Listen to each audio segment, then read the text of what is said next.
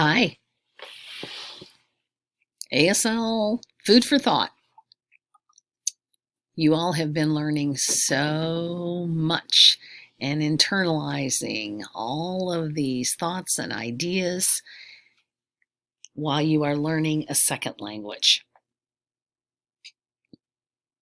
This is a rich language, a beautiful language, which I cherish. Today we're going to talk about families in Unit 6.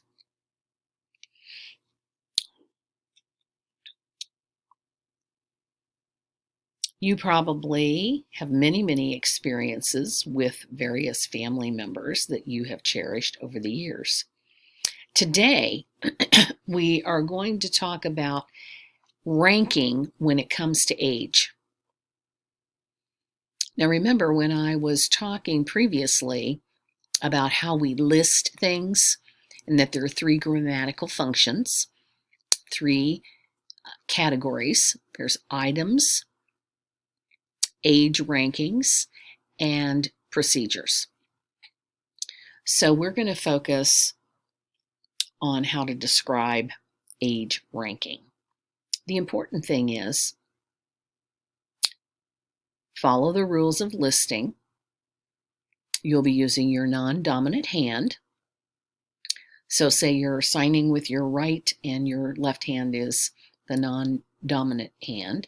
Make sure that you are producing the right hand shape. So if you're talking about 1, 2, 3, 4, 5, it's important to make sure you have the correct location and position. So if they're asking you how many brothers and sisters you have, you might say, I have one sister and one brother. You don't sign it just two. Don't forget to include yourself. So you have one sister, one brother, including you. So actually, there are 3 siblings in your family, for example. So the thumb represents the oldest.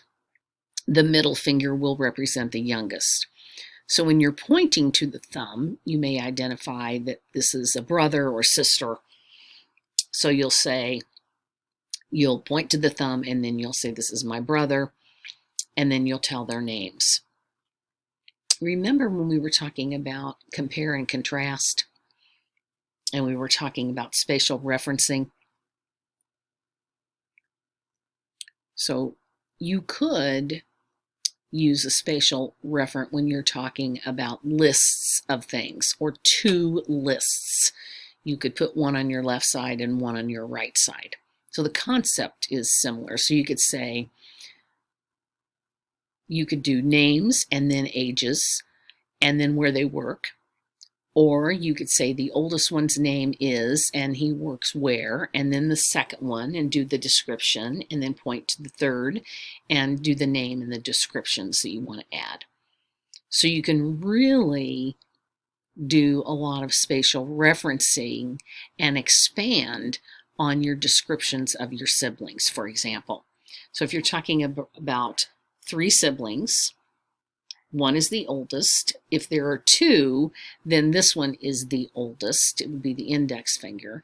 But if you have 3, then it looks like that. Then if it's 4, then the top finger represents the oldest child. Now, if there are 6 children, then you have to move to the number 6 and 7, 8, and 9. We talked about that when we talked about items. It's the same concept.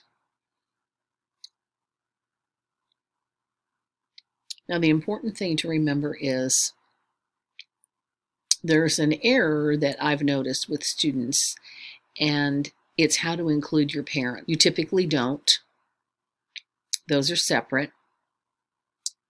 You would be using this hand shape for your siblings or identifying your children. If you want to talk about your parents and you want to talk about them, describe them, you will say mother's on the left, father's on the right.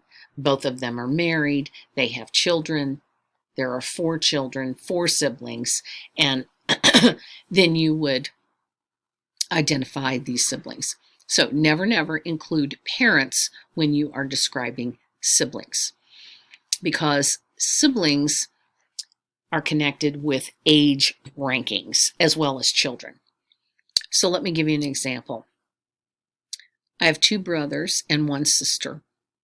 There are 4 of us. I'm the oldest. Yeah.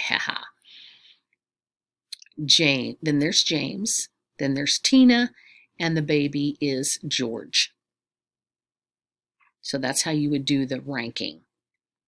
Another example would be adding more information, let's say.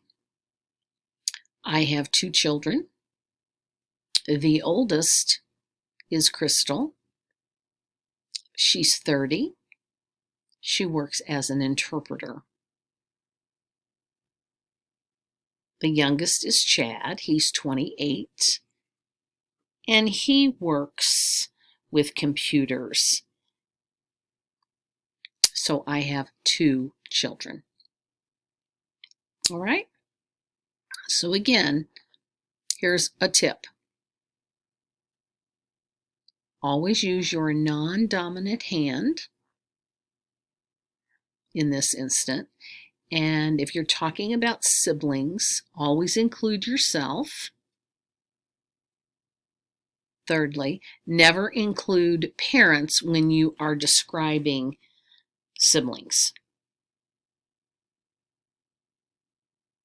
You can say one thing about each one of them in order, or you can say everything about the oldest, everything about the middle child, everything about the youngest child, or you can use spatial referencing.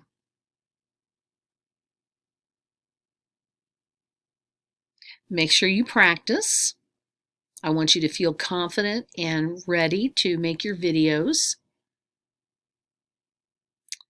because now you're not just doing one sentence, but you're actually doing several sentences. And that's good progress, so practice on that.